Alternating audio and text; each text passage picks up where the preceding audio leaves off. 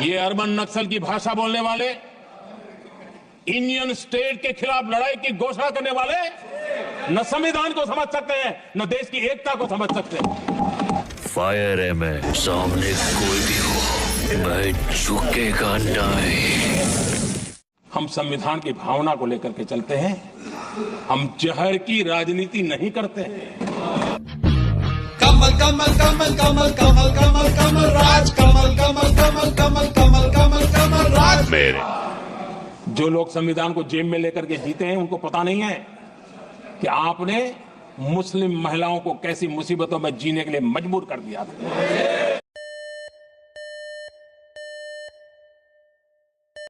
Picture चालू करो बे।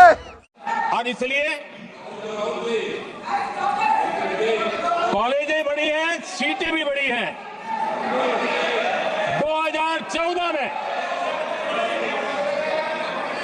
2014 में हमारे देश में एससी छात्रों की 2014 से पहले हमारे देश में एससी छात्रों की एमबीबीएस की सीट 7,700 थी।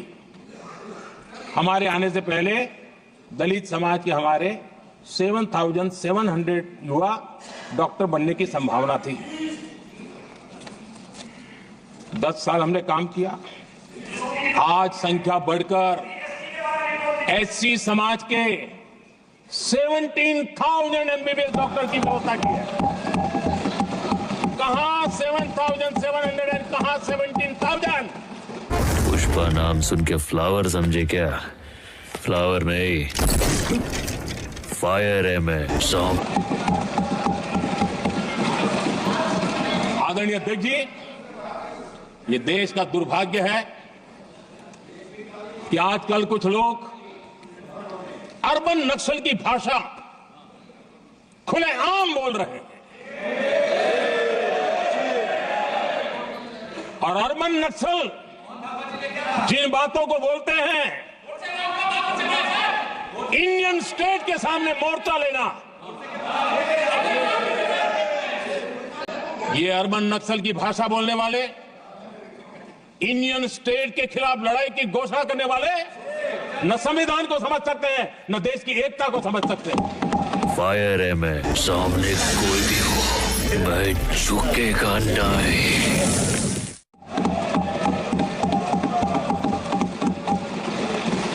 आदरणीय अध्यक्ष जी, 7 दशक तक जम्मू एंड कश्मीर और लद्दाख उसे संविधान के अधिकारों से वंचित रखा गया।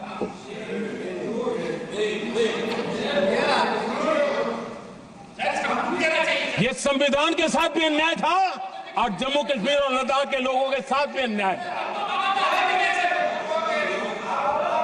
हमने आर्टिकल 370 की दीवार गिरा दी। अब जम्मू कश्मीर और लद्दाख के उन राज्यों को, देशवासियों को जो अधिकार हैं, वो अधिकार उनको मिल रहे हैं। कमल कमल कमल कमल कमल कमल कमल राज, कमल कमल कमल कमल कमल कमल कमल राज। और संविधान का महात्म्य हम जानते हैं, संविधान की भावना को जीते हैं, इसलिए ऐसे मजबूत निर्णय भी हम करते हैं। आदरणीय अध्यक्ष जी, हमारा संविधान हमें भेदभाव करने का अधिकार नहीं देता है। जो लोग संविधान को जेब में लेकर के जीते हैं, उनको पता नहीं है कि आपने मुस्लिम महिलाओं को कैसी मुसीबतों में जीने के लिए मजबूर कर दिया था।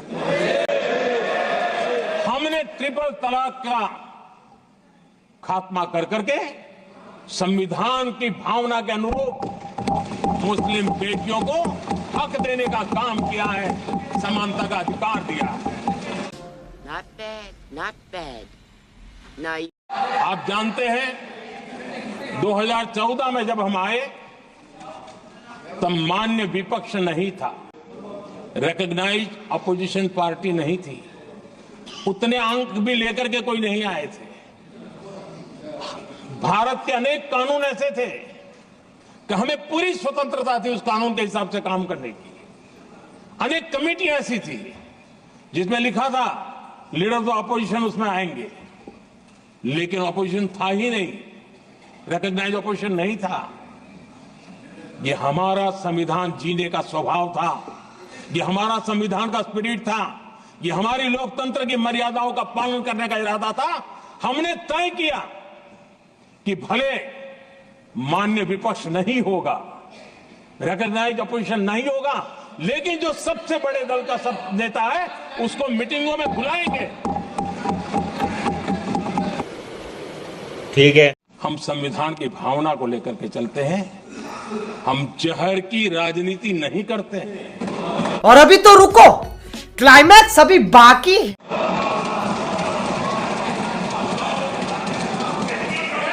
हम देश की एकता को सर्वोपरि रखते हैं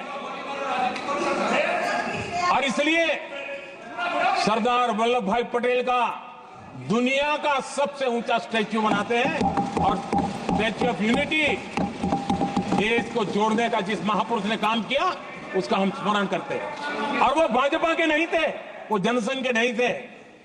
हम संविधान को जीते हैं, इसलिए इस सोच से आगे बढ़ते हैं। दिल्ली में आपको कई स्थान ऐसे मिलेंगे जहां कुछ परिवारों ने अपने म्यूजियम बना करके रखे हुए हैं।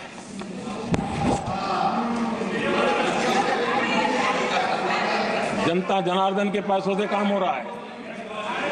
लोकतंत्र का स्पिरिट क्या होता है, संविधान को जीना किसको कहते हैं। हमने पीएम म्यूजियम बनाया और देश के पहले से लेकर के मेरे पूर्व तक के सभी प्रधानमंत्रियों के जीवन को और उनके कार्य को उस पीएम म्यूजियम बनाया गया है। और मैं तो चाहूंगा कि पीएम म्यूजियम में जो जो महापुरुष है उनके परिवारजनों ने समय निकाल करके इस म्यूजियम को देखना चाहिए और उसमें कुछ जोड़ने के लगता है तो सरकार का ध्यान आकर्षित करना चाहिए ताकि वो म्यूजियम समृद्ध हो और देश के बालकों को प्रेरणा। ये बड़ी अच्छी बात कही आप।